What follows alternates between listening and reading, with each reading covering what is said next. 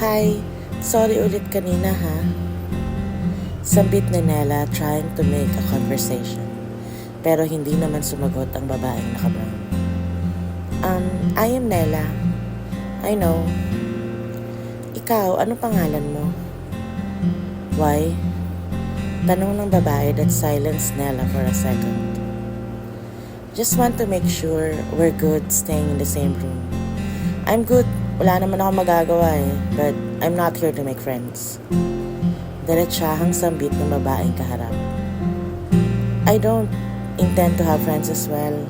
Just making sure you're okay. Anyway, labas muna ako. Pagpapaalam ni Nella sabay labas ng kwarto. Natulala naman ng babaeng naka-brown sa kanya going out of the room. Habang nag-aayos ng gamit ay tumunog ang cellphone nito. Hello? Where in the world are you, Jane? At a place where you all can't find me. My God naman, Jane. You know that your lolo needs you. No, I don't think so. Kaya niyo na yan. Jane naman, don't forget you're still the CEO of the corporation. Kaya niyo na yan. Bye.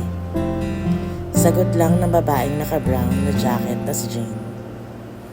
At bumuntong hiningang binaba ang tawag. Nang makarating naman ang lobby ng hotel si Nella ay agad siyang lumapit sa admin. Saan po ang malapit na kainan? Meron pong fast food sa labas ma'am or dito mismo sa hotel namin. May restaurant po kami. Dito na lang siguro sa restaurant nyo. Saan po ba banda? Paglabas nyo ma'am, sa kanan parte po ang restaurant namin. Salamat. Tahimik na naglakad si Nella papuntang restaurant.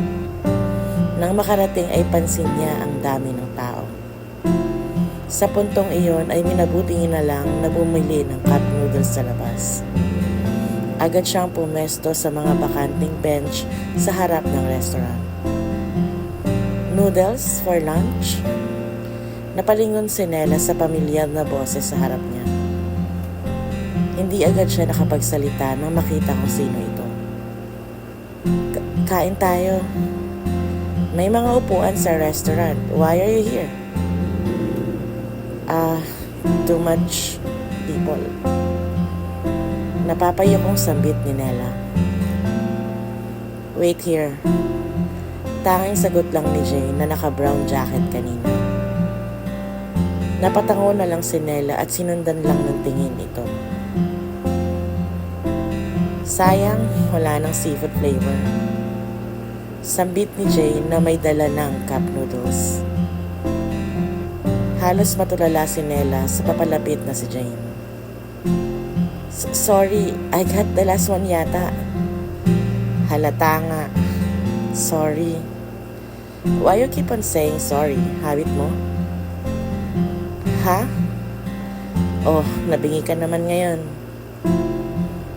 Hindi Ano kasi, nasanay lang. Ang mabingi o mag-sorry? Ano nga ba ulit? Sorry. Sagot ni Nella na nagpatawa naman kay Jane. Wow, ang lutang mo, super. Marami lang iniisip. Like what? Sa balik na tanong ni Jane ay natigilan si Nella bago magsalita. Why? Why I don't deserve to be happy? Sabi ni Nella kaya napatitig si Jane sa kanya. Who said that? What do you mean? I mean, who said that to you? Wala lang. Ako lang. Wala ganon? Nagdadrama ka lang? Pwedeng ganon. Boring ng life mo siguro kaya wala ka magawa. Boring. Siguro nga.